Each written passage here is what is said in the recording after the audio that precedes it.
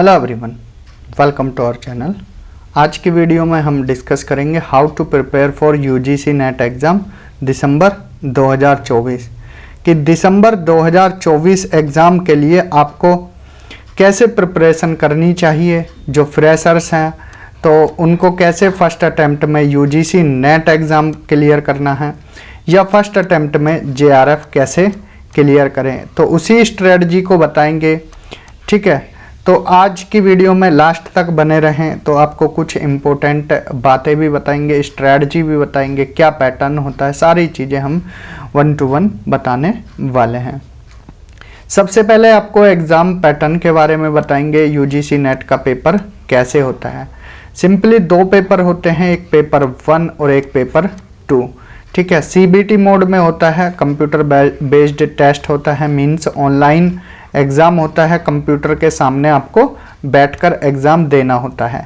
ये कंप्यूटर की स्क्रीन है, यहाँ आपको कीबोर्ड लगा होगा और एक माउस मिलेगा। इस पर बैठकर आपको यहाँ क्वेश्चन आएंगे। ठीक है, यहाँ कितने अटैम्प्ट किए वो भी और होगा। तो सिंपल यही आता है, इस पर बैठकर आपको पूरा पेपर देना होता है।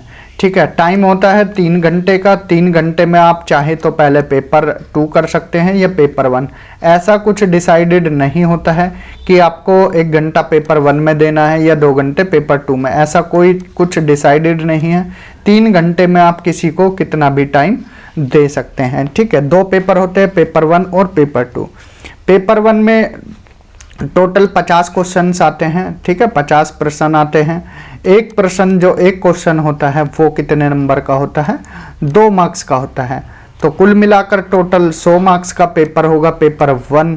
ठीक है, इसमें से अगर अच्छा स्कोर माना जाए तो 60 प्लस अच्छा स्कोर होता है। ठीक है, 30 क्वेश्चन अगर आपने कर दिए, 30 प्लस क्वेश्चन, तो आपका अच्छा स्कोर माना जाता है। ठीक है, 30 से नीचे थोड़ा फिर दिक्कत आती है। अगर आपका पेपर 1 में कमांड अच्छी है तो आप 30 से 40 की रेंज में आप क्वेश्चन सही कर सकते हैं। ठीक है, बात करें पेपर 2 की तो सब्जेक्ट स्पेसिफिक होता है। ठीक है, जो आपने मास्टर्स जिस सब्जेक्ट से की है, चाहे आपका हिस्ट्री हो, पॉलिटिकल साइंस हो, ज्योग्राफी हो, ठीक है, जो भी सब्जेक्ट है वो सब्जेक्ट स्पेसिफिक। टोटल इसमें कितने क्वेश्चन आते हैं, 100 क्वेश्चन आते हैं।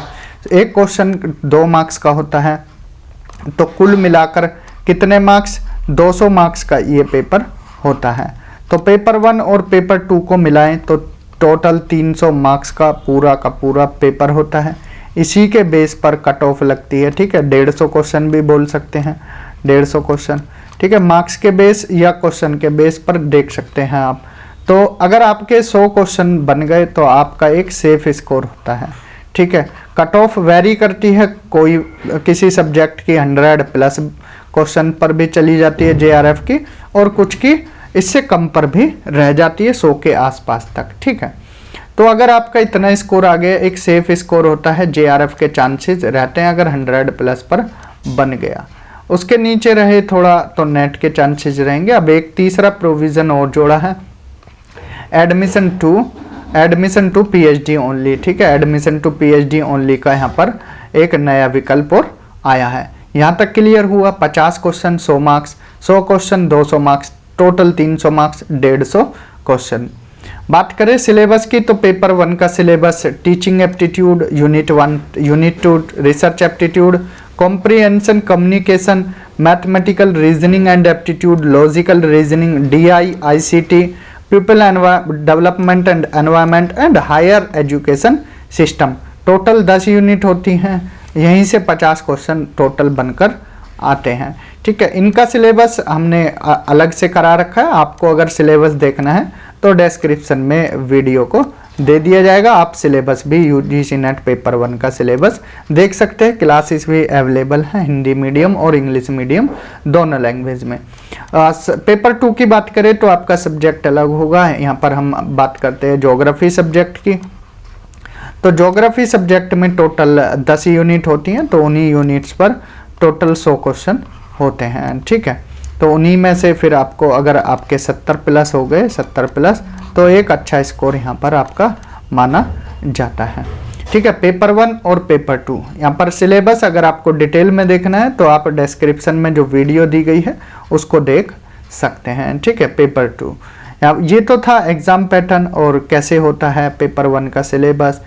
कुछ अगर बात करें स्ट्रेटजी की, जो फ्रेशर स्टूडेंट्स हैं, ठीक है, फ्रेशर्स को ज़्यादा दिक्कत आती है। जिन्होंने दिया हुआ है पहले भी नेट का पेपर, ठीक है, वो आसानी से देखिए उनका नेट हो जाता है, या किसी का JRF नहीं हो पाता। तो कहाँ कमियां आ रही हैं, वो कमियों को हमने पकड़ा है।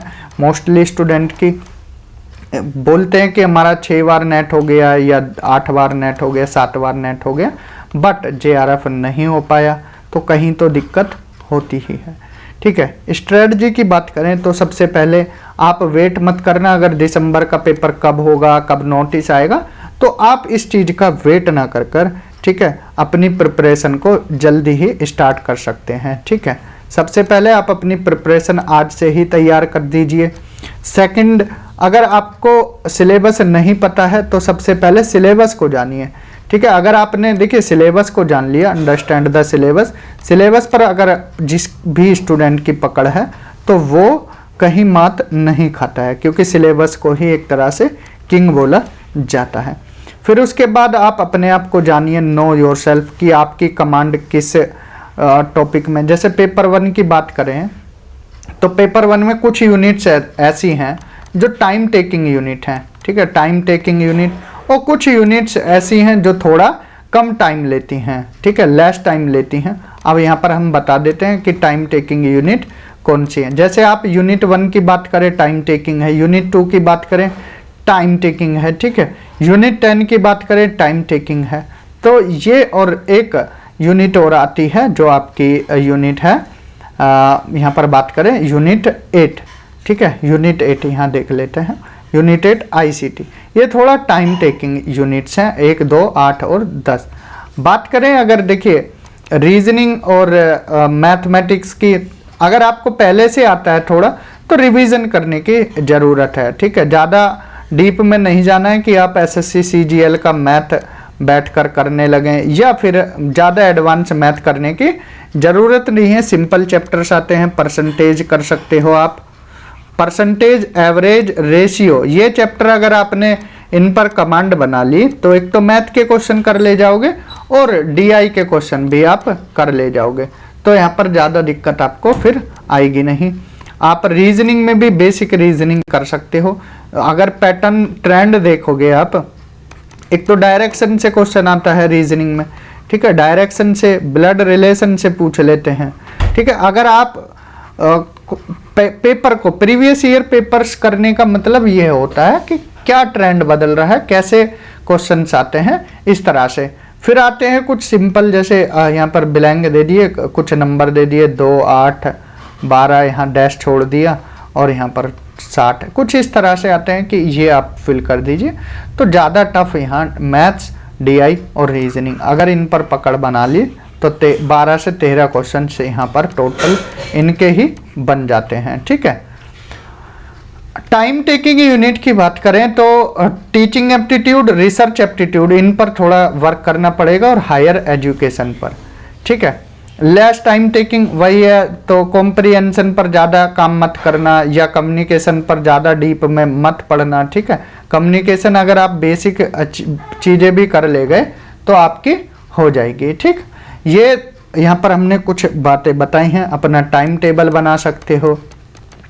ठीक है, टाइम टेबल बनाओगे, उसके हिसाब से पढ़ोगे कि आपको पेपर 1 को कितना टाइम देना है और पेपर 2 को कितना टाइम देना है।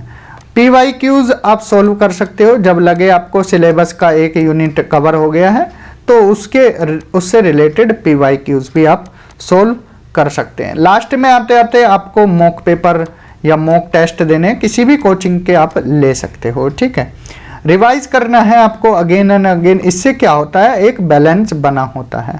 ठीक है, अगर आप बार बार रिवाइज करोगे तो चीज़ें आप भूलोगे नहीं, फिर चीज़ों पर पकड़ आप अपनी बन जाएगी। और सबसे मेन बात होती है आपको कैसे मोटिवेट रहना है, कैसे पॉजिटिव रहना है, नेगेटिविटी से कैसे दूर रहना है, ये भी आपको आना चाहिए। बाकी टाइम टू टाइम हम स्टूडेंट्स से बातें करते रहते हैं, उनको मोटिवेट करते रहते हैं। और जो सबसे मेन इम्पोर्टेंट बात है, जहां मात खा जाते हैं students, time management during exam.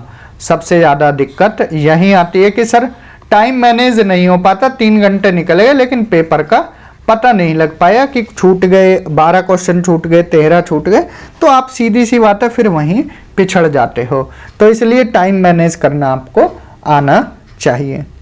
तो आज की क्लास में हमने यही डिस्कस किया है कि क्या स्ट्रेटजी होनी चाहिए, एग्जाम पैटर्न क्या है, फ्रेशर स्टूडेंट के लिए कितने क्वेश्चन आते हैं, सारा पैटर्न बताया है। तो आप अभी से अगर यूजीसी नेट की तैयारी करना चाहते हैं कोई भी स्टूडेंट, ठीक है, यहाँ पर आप तैयारी अभी से स्टार्ट कर दीजिए, ज़्यादा गैप मत दीजिए। मान लीजिए आप 1 महीने बाद तैयारी करोगे तो बाकी स्टूडेंट से आप पिछड़ जाओगे, वो स्टूडेंट फिर आपसे आगे निकल जाएंगे। तो आज की वीडियो में इतना ही। Thank you, have a good day.